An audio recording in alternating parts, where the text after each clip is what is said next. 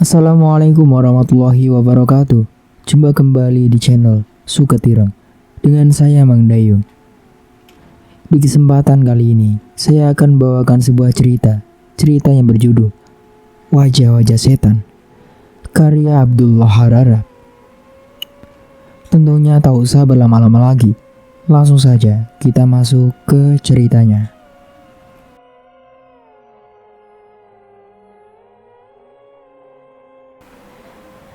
Tetapi ia tidak langsung meninggalkan Miranti begitu saja. Ia menunggu sampai giliran Miranti tiba, dan anak semangnya itu siap untuk dirawat. Dan ahli kecantikan yang menerimanya mengatakan akan makan tempo sekitar 3 jam untuk perawatan permulaan. Cukup lama. Di pasar paling-paling setengah jam. Aku akan segera menemanimu lagi, anakku. Bu Enda membelai pipi Miranti dengan penuh kasih. Kau akan memesan apa?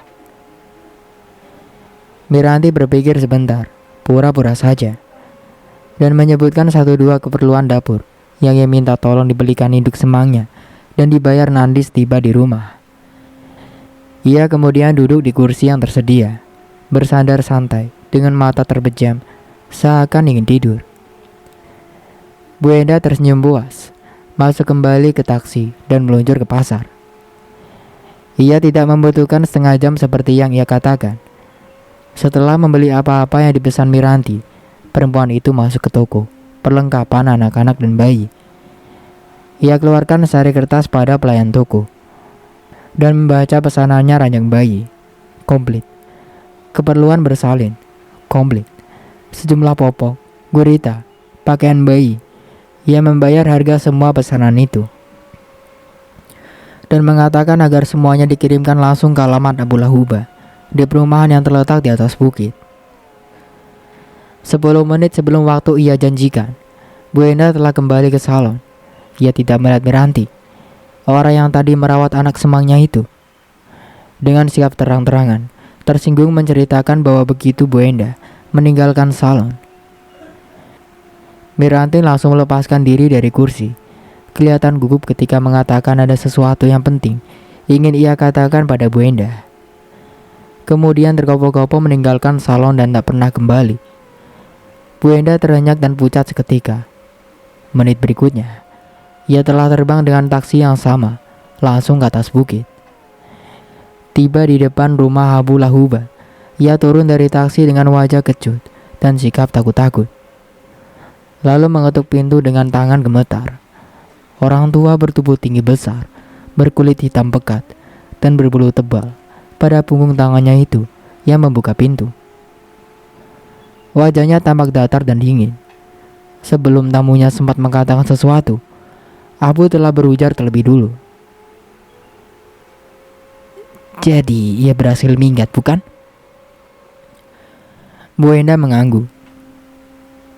Aku telah mencoba mengikuti jalan pikiran anak itu, tetapi aku tidak begitu berhasil, kata Abu Lahuba. Kecewa namun tampak tetap tenang-tenang saja. Ia melanjutkan dengan suara-suara getir. Cabang bayi yang ia kandung seperti berkomplot dengan dia. Kekuatan pikiran ibu dan bayi itu tidak dapat kutembus. Tetapi kau pulanglah. Kukira ia tidak akan pergi jauh-jauh. Sebelum ia menutup pintu di depan batang hidung Bu Enda yang masih tetap diliputi perasaan bersalah, Abu Lahuba sempat mendengus. Sudah kau pesan barang-barang yang kita perlukan? Abu Lahuba Purwadijaya tidak keliru. Dari salon Miranti, langsung naik taksi ke sebuah klinik bersalin milik swasta yang punya nama besar. Perawat juga yang ia temui memberitahu bahwa dokter kepala klinik yang ingin ia temui baru saja selesai menolong melahirkan seorang bayi kembar, dan saat itu tengah bersiap-siap untuk pulang. Miranti disuruh menunggu sebentar, dan kemudian dipersilakan masuk ke sebuah ruangan sejuk dan menyenangkan susunan perabotannya. Dokter Hasudungan masih muda belia. Ia menyambut Miranti dengan ramah tamah. dan gembira ketika Miranti mengatakan alamat dokter itu ia peroleh dari Eko Prasetyo, seorang sahabat lama, kata Hasudungan. Lalu dengan wajah berduka yang meneruskan, sayang, ia terlalu cepat pergi. Aku justru baru saja akan pergi melayat. Itu bisa ditunda. Ia menarik nafas panjang, lalu Nyonya tampaknya gugup dan ketakutan mengenai kandungan Nyonya, tentunya. Benar dokter, ada kelainan. Iya, mari kita periksa. Sementara berbaring, ceritakanlah apa saja yang Nyonya anggap tidak pada tempatnya. Miranti menceritakan semuanya dengan bernafsu. Terkadang setengah menangis, terkadang menggigil ketakutan. Dan paling akhir, ia menjujurkan air mata ketika mengemukakan isi hatinya. Semuanya terlalu ganjil dan mengerikan dokter. Obat-obat yang lain dari biasa. Efek-efek yang membingungkan. Saya kira dokter, saya tengah terperangkap suatu komplotan jahat. Atau saya mulai mengidap penyakit gila. Nyonya berlebihan, jawab dokter, menghibur Miranti. Setelah selesai memeriksa kandungan pasiennya, ia sendiri bingung dan bertanya, tak percaya. Anda katakan 4 bulan. 4 atau 5 dokter, saya tak tahu pasti. Tetapi dokter berkata dengan susah payah, anak Nyonya tampaknya akan lahir dalam tempo 1-2 hari lagi, paling lambat 4 hari. Prematur dok. Miranti berubah pucat. Lebih dari itu.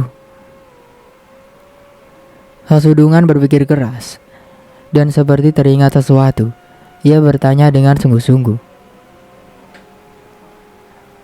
Kau katakan, kau tinggal di atas bukit itu?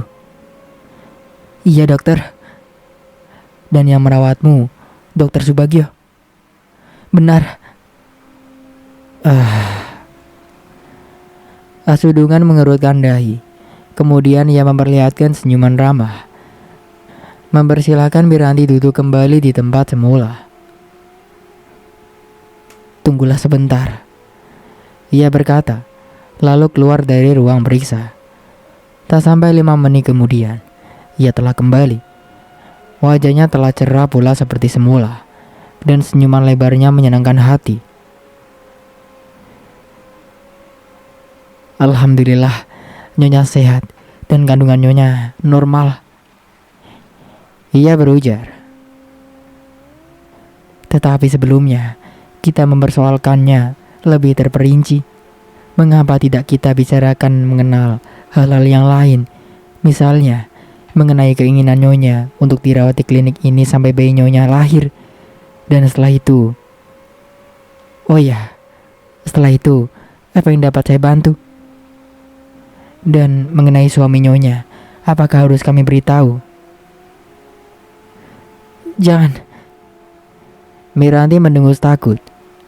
Tanpa memperlihatkan perasaan heran, Hasudungan mengangguk. Saya mengerti, katanya.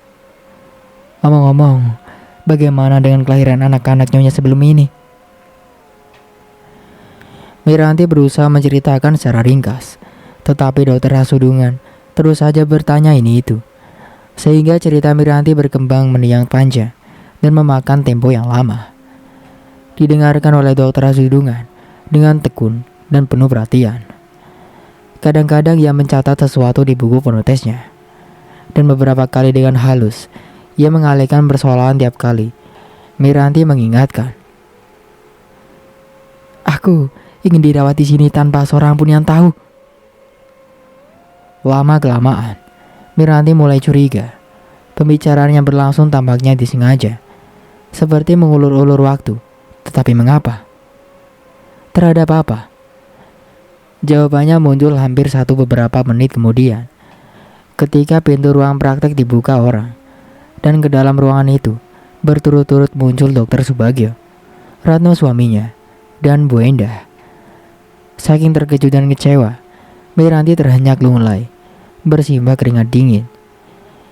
Ia diam saja tidak bereaksi ketika Bu Endah memeluknya dan pura-pura menangis terharu ketika berkata penuh sukacita.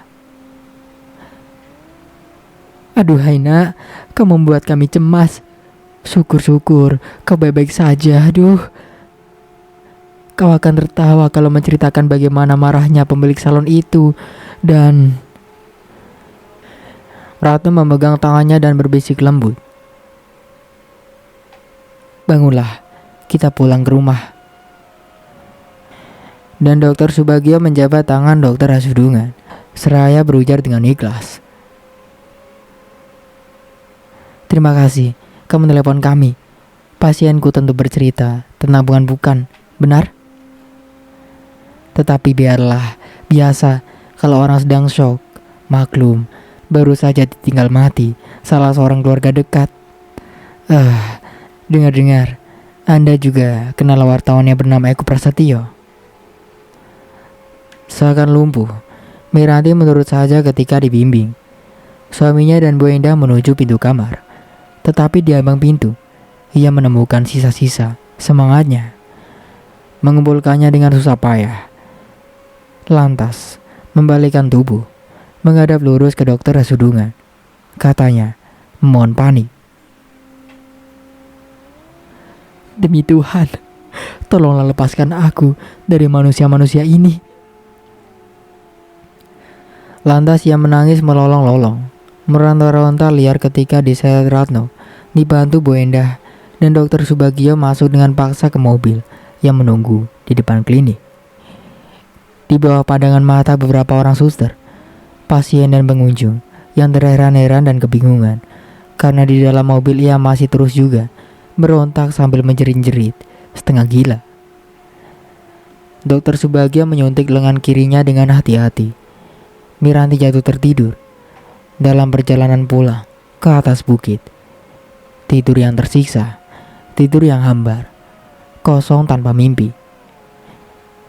Di klinik yang mereka tinggalkan, seorang suster masuk ke ruang kerja Dokter Hasudungan. Ia meletakkan sejumlah berkas untuk ditanda tangani, dan sebelum keluar, bertanya sambil lalu. "Pasien tadi, dokter, apa yang terjadi?" Dokter Hasudungan terjengah, lalu sambil tersenyum kecut, ia meletakkan jari telunjuk dalam posisi miring pada jidatnya. Suster melongo, kemudian manggut-manggut mengerti.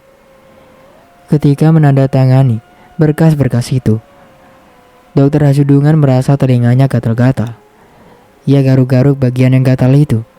Belakang telinga hampir tertutup oleh rambut yang tebal dan bersinar-sinar oleh polesan minyak kelas 1. Tepat pada sebuah lingkaran samar-samar, merah kehitam-hitaman. Akhirnya Miranti terbangun setelah mengalami serangkaian mimpi buruk yang sangat menyiksa. Mula-mula terlihat warna hijau lumut, luas, dan samar-samar. Sehingga ia sempat berperasaan dirinya terperangkap di tengah rimba belantara.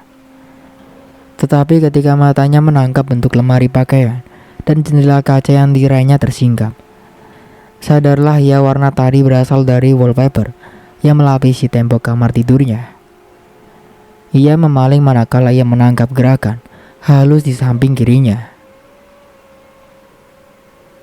"Hai Mirah, ini aku, Retno."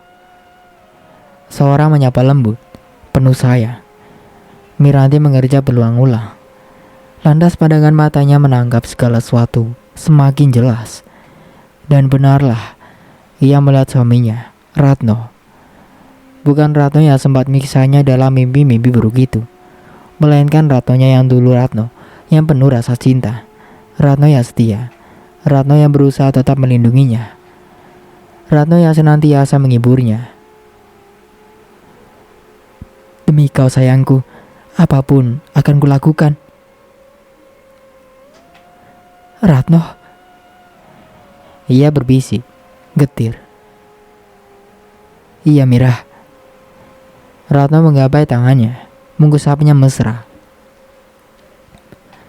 Peluklah aku, kekasih. Ratno memeluknya, dan Ratno mengucuk bibir Miranti, menggulungnya berlama-lama, sampai Miranti merasa sesak nafas, dan Ratno menyadari ciuman panjang yang memabukkan itu sudah saatnya diakhiri. Kau baik-baik saja, Ratno? Aku baik-baik saja, Mira. Mata Ratno membesar. Justru, aku harus mengajukan pertanyaan itu padamu. Rasanya sakit sekali, Ratno. Miranti menarik nafas kemudian terbejam. Sakit sekali dan mengerikan luar biasa. Ia genggam tangan Ratno kuat-kuat, tak ingin ditinggalkan, terbaur dengan hasrat ingin dilindungi. Aku terumbang-ambing dalam menit-menit yang penuh kesengsaraan. Aku melihat petir Ratno menyambar perutku. Lalu di antara suara topan, badai yang riuh rendah, aku merasa tubuhku terangkat tinggi, terbang ke langit yang gelap, pekat, yang menjepitku kuat-kuat, Ratno. Sesuatu bagai dibetot dari tubuhku, kasar dan kejam.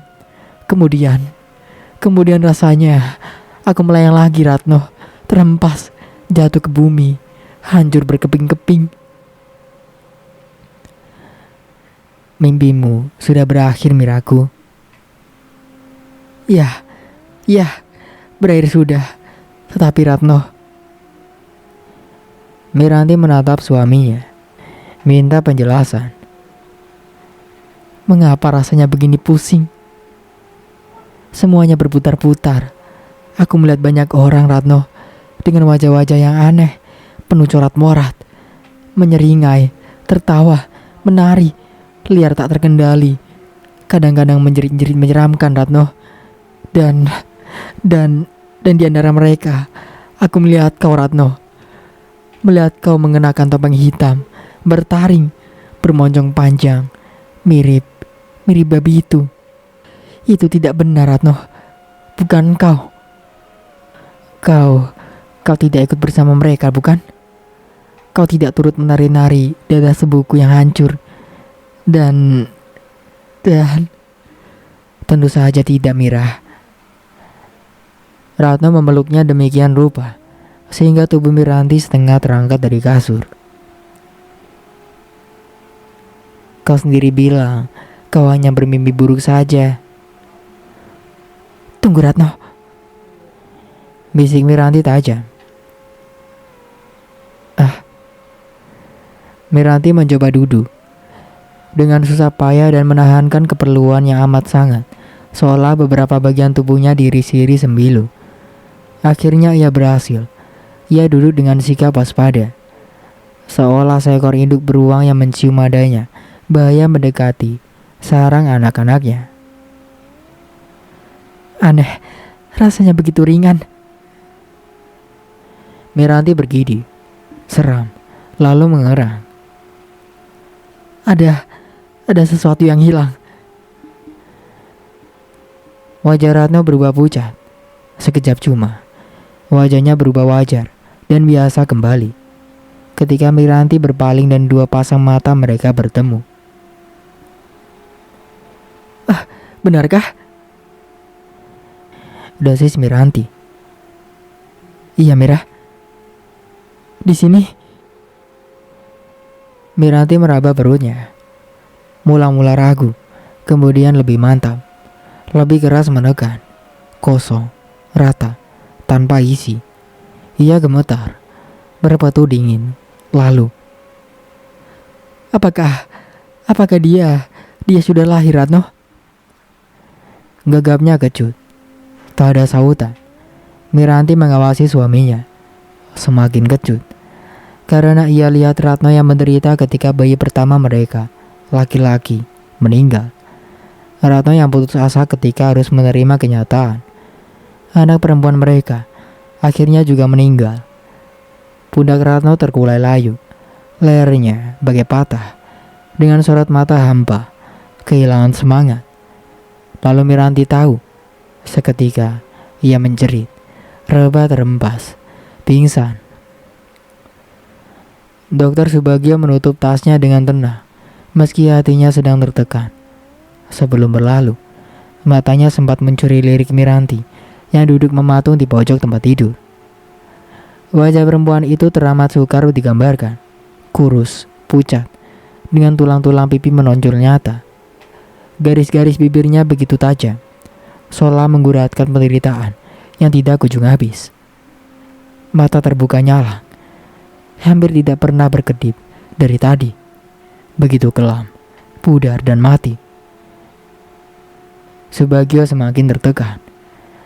Belasan tahun yang silam, sumpah kedokteran telah ia buang ke tong sampah bersama botol-botol obat yang sudah tidak terpakai. Namun bagaimanapun Subagio tetaplah seorang manusia biasa, dengan segala kelemahan-kelemahannya. 2 kali Miranti menghadapi kematian anak-anaknya, dan hari ini ia terpaksa menghadapkan Miranti kepada kematian yang ketiga. Meski menyatakan keguguran tidak dapat diartikan sama dengan menyatakan kematian, Subagio tetap bawa Miranti ingin yang terakhir tetap hidup. Andai kata perempuan itu tahu, Subagio menelan ludah. Ia perlu istirahat, itu juga, katanya Gunda pada Ratno yang mengantarkan sampai ke pintu. Pel-pel yang kuberikan harus diminum. Subagio mengawasi Miranti lagi, lantas mengakhiri kalimatnya dengan suara getir. Kalau ia mau. Sampai malam jatuh, tak sebutir pun pel itu yang diminum Miranti. Jangankan pel, sebutir nasi atau bahkan setetes air pun tidak. Miranti seakan-akan telah menyatu dengan tempat tidurnya, meraih penderitaan dan kesengsaraan agar tidak meninggalkannya begitu saja. Sendirian dalam kesepian, Bu Endah tidak dapat membujuknya bicara. Pak Kutil kehilangan umur-umurnya yang biasa, dan tetangga-tetangga lainnya begitu melihat Miranti, begitu memutuskan mundur teratur dan melupakan keinginan menyatakan simpati yang dalam. Wajar apabila Ratno Tanureja terperanjat. Tatkala menjelang dini hari, Miranti membuka mulut juga. Apalagi kalimat pertama yang muncul adalah kalimat yang perlu dipertimbangkan dengan hati-hati sebelum dijawab. Ratno, desa Miranti, tanpa berpaling pada suaminya yang duduk dengan sabar, mengawasinya dengan melupakan perasaan letih, ngantuk dan kecewa. Iya sayang. Apakah sesungguhnya yang telah terjadi?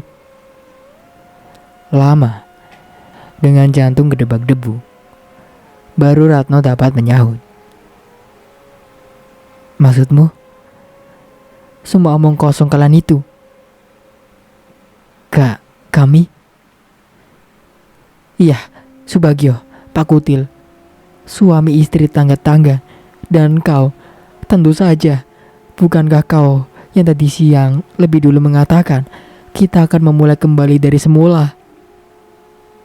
Perkataanmu itu dapat kuartikan sebagai pernyataan harapan kita yang ketiga. Toh, sia-sia juga.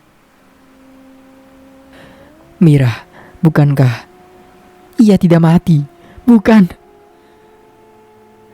Ratno terkesima, dengan bulu kuduk pada meremah.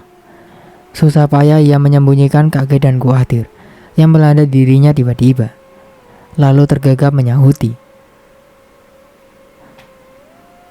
Dokter sudah bilang bahwa... Lagi-lagi Miranti menukas tandas. Aku tanya kau, Mira. Rasanya Ratno lebih baik minggat melarikan diri kemana saja, asal ia tidak diharuskan menjawab tuduhan itu. Mengapa kau berpikir dengan yang bukan-bukan? Aku memikirkan yang sebenarnya, bahwa anakku masih hidup. Mustahil, Mira. Naluriku mengatakan tidak. Naluri seorang ibu, Ratno, bukan naluri seorang laki-laki yang mendadak kehilangan pendirian. Kau mencurigai aku? Ratno memperlihatkan wajah angker. Meski jauh dalam hati, ia terpukul, kalah mutlak. Aku bukan curiga. Jadi, aku malah yakin kau, Ratno, dengan komplotanmu telah membuat yang bukan-bukan. Apa saja yang telah kalian jejalkan ke benakku. Bahwa aku syok begitu keluar dari rumah Lola, bawa di mobil. Aku terembas-embas karena kematian Eko. Kemudian, Miranti menyeringai dingin. Aku tiba-tiba seperti hilang ingatan. Bukannya pulang, tetapi minta diantarkan ke salon.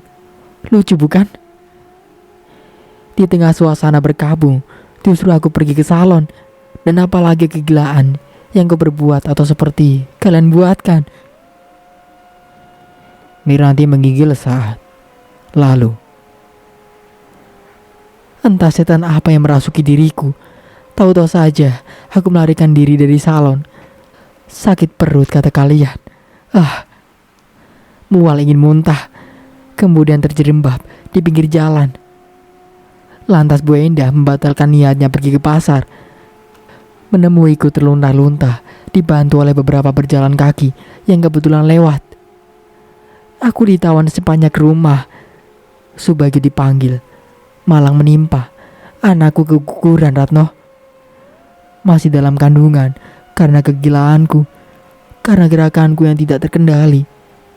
Manis sekali kisah yang kalian bikin-bikin, Ratno. Miranti tersenyum. Tetapi senyuman itu sebenarnya tidak enak untuk dinikmati. Itu kenyataan, Mirah. Bantah Ratno. Kau keterlaluan kalau menyangka kami memperdayamu. Kalian tidak saja memperdayakan aku. Kalian juga memotong bagian kisah yang lain. Bahwa Ratnoku yang manis. Dari salon, aku langsung pergi ke klinik yang dikepalai dokter Hasudungan. Ia menanyakan identitasku. Keluar sebentar menelpon. Lalu menemuiku lagi. Bicara panjang lebar, mengulur-ulur waktu. Sampai kalian datang. Ataukah bagian kisah yang ini hanya sebuah mimpi buruk belaka? Mirah. Ratno maju, mencoba merangkul Miranti sebagai pertanda ia cukup bersabar dan mengerti perasaan istrinya. Tetapi Miranti menjauh, seolah jijik. Baiklah, Ratno mulai kesal. Kalau kau tak percaya, mari ku bantu kau pergi ke rumah terdekat. Kau dapat menelepon klinik itu. Atau barangkali ku bopong kau ke mobil dan kau langsung saja menemui dokter. Dokter apa tadi kau bilang? Miranti tersenyum mengejek.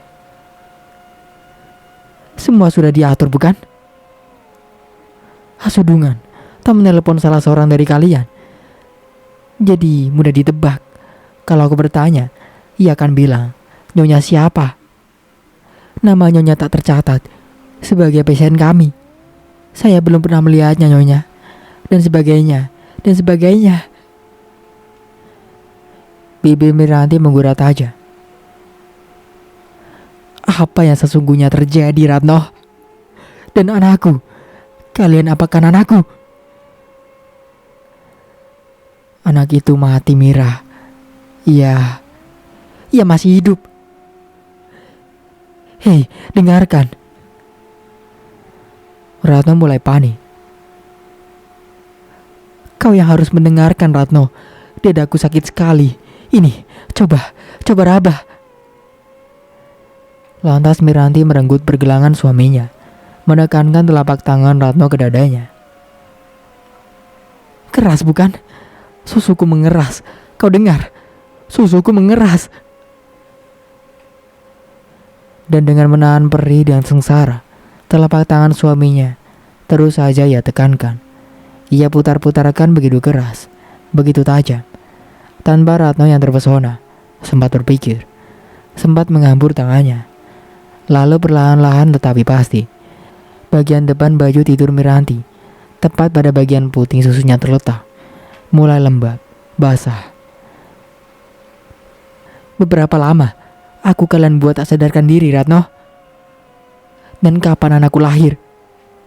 Kemarin, 2 hari yang lalu. Di mana ia sekarang? Di mana? Ia ingin menyusu. Anakku ingin menyusu, Ratno. Miranti berteriak histeris, menekankan telapak suaminya, dan menghambur keluar. Mengalir seperti anak sungai, membasahi dadanya, membasahi perutnya, pinggangnya, rahimnya. Bawa aku kepadanya, Ratno. Kumohon, bawa aku pada anakku. Aku dengar. Kepalanya ia terlengkan ke kiri, ke kanan, ke kiri lagi, lantas menjerit setengah gila. Anakku menangis. Anakku minta disusui. Ya Tuhan, ya Tuhan.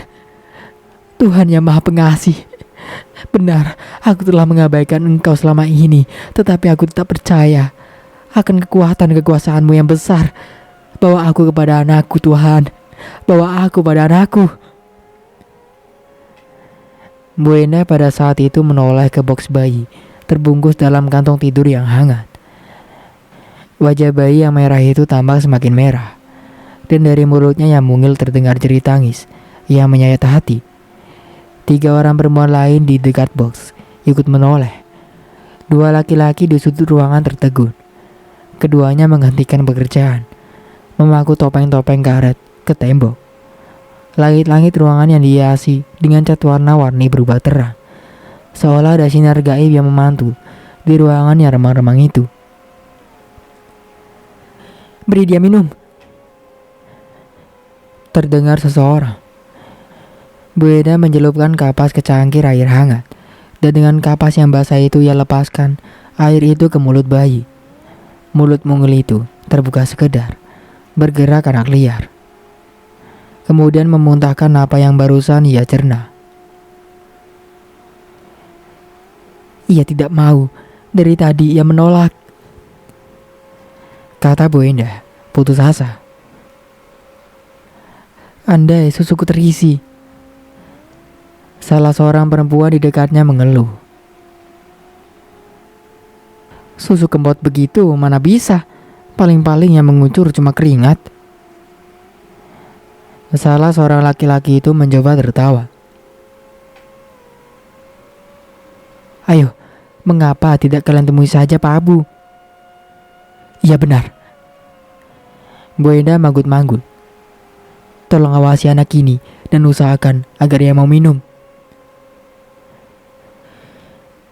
Bu Enda kemudian menjauhi boks, berjalan melewati ruangan yang perabotannya telah disusun sedemikian rupa sehingga tampak siap untuk menerima kehadiran puluhan orang tamu. Baru saja tangannya akan mengetuk sebuah pintu kayu besar, tinggi, dan bercat hitam. Sudah terdengar suara parau dari dalam. Masuk. Bu Enda mendorong pintu. Begitu terbuka, matanya tak dapat menangkap apapun di kamar yang ia akan masuki, kecuali kegelapan yang memekat hitam. Terdengar suara tombol diputar, dan lampu baca di sudut sebuah meja setinggi pinggang menyala. Redup namun cukup untuk menerangi sosok tubuh kekar yang saat itu duduk terbadai, lemah lulai di tempat duduk. Kamar itu terasa pengap, hampa udara. Bukan sebuah tempat yang menyenangkan untuk dimasuki orang lain, namun merupakan kamar abadi yang teramat disukai penghuninya. Bu Enda melangkah masuk beberapa tindak. Anakku tidak mau minum, benar? Wajah hitam dari kegelapan yang samar-samar itu berujar lembut. Benar Pak Bu. Jangan dipaksa. Tetapi tak seorang pun kalian yang sanggup mengatasi dia. Tak seorang pun. Bahkan juga tidak aku sendiri, ayahnya. Apa yang harus kami perbuat? Susu ibunya. Abu Lahubab Purwadijaya bergumam parau dari kegelapan. Ia menghendaki susu ibunya. Aku tak dapat menolaknya. Kalian apa lagi? Jadi, usahakan mendapatkan susu yang ia hendaki tanpa kehadiran perempuan itu. Ingat. Baiklah. Seorang diri Bu Enda pulang ke rumahnya. Ia menemukan Pak Kutil, suaminya, setengah membungkuk di dekat pintu penghubung ke pavilion. Nguping. Cepat ia berlari lalu berjalan berjingkat-jingkat, mendekati istrinya yang baru masuk. Lantas berbisik cemas. Apa yang kita khawatirkan telah terjadi. Maksudmu? Ia tahu anaknya masih hidup. Astaga.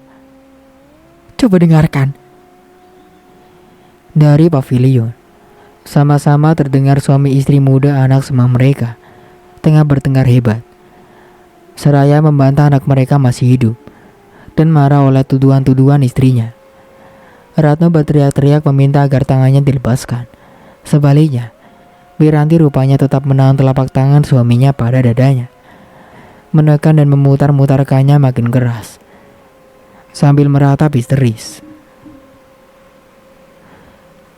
Beraslah Ratno, beraslah. Dan bersetan, dimanapun anak itu kini, berikanlah susuku padanya sekarang juga. Di rumah induk, Pak Kutil bertukar pandang dengan istrinya. Tunggu apa lagi? Ia berbisik rendah. Sang istri manggut-manggut ia pergi ke dapur dan kembali dengan sebuah gelas porselen antik yang mengkilat bersih. Setelah menatap suaminya, ragu-ragu ia mendekati pintu penghubung, lantas memberanikan diri untuk mengetuk. Pertengkaran di dalam terus saja berlangsung. Kemudian terdengar suara hembasan keras, disusul jerit tertahan Miranti. Seketika itu juga, tahu pintu penghubung tidak terkunci, Bu Enda segera membukanya dan menerobos masuk ke pavilion. Berlari-lari memasuki kamar tidur anak semangnya. Ratno sedang terduduk lemas di pinggir tempat tidur, dan Miranti terkulai di lantai, menangis. Ya ampun. Bu Enda pura-pura terkejut dan marah. Kau apakan miraku yang manis, Ratno? Ratno menoleh. Aku tak ia lepaskan. Sahutnya muak. Jadi ku tampar. Oh, sampai begitu parah. Apa yang terjadi di sini? Apa yang terjadi? Miranti bergidik, mengangkat kepalanya dan menatap Bu Enda dengan marah, bercampur jijik. Kau tahu, kau perempuan busuk terkutuk. Kau pasti tahu. Lihat apa di tanganmu? Bukan susu basi untuk kuisinya, bukan? Gelas itu. Bu Enda terkesiap. Tadinya memang akan kuisi minuman untukmu, tetapi ketika ku dengar, wih, Miranti meludah ke lantai. Omongan setan. Katakan saja, gelas itu ingin kau isi dengan susu lain. Susu segar, susu murni, susu seorang ibu, air susuku sendiri. Miranti. Bu Enda gugup. Apakah kalian akan memukuliku sekarang? Miranti berdiri tegak. Ketika di belakang Bu Enda, ia lihat Pak Kutil mengintip. Kalian akan memaksaku rebah, mengikatku, kalau perlu membiusku pula. Demi Tuhan, akan kuberitahu kalian semua, anakku. Aku bersumpah tidak akan mau menerima apapun lewat tangan-tangan kalian yang kotor terkutuk. Demi Tuhan, anakku hanya akan mau menerimanya dari puting susuku. Setengah jam berikutnya setelah Bu Indah pulang pergi dari rumahnya ke rumah Pak Abu Lahuba Purwadijaya, berbicara dengan orang tua yang tampaknya tengah sekarat itu. Memberitahu itu sebentar kepada teman-temannya, lalu pulang kembali ke rumah. Sementara teman-temannya yang lain pergi mengetuk pintu rumah. Ia sendiri pergi menemui Miranti, lalu berkata dengan nada khawatir, "Anakmu menunggu." Kucukupkan ceritanya sampai di sini. Saya Mang Dayun pamit undur diri. Kurang lebihnya mohon maaf. Wassalamualaikum warahmatullahi wabarakatuh.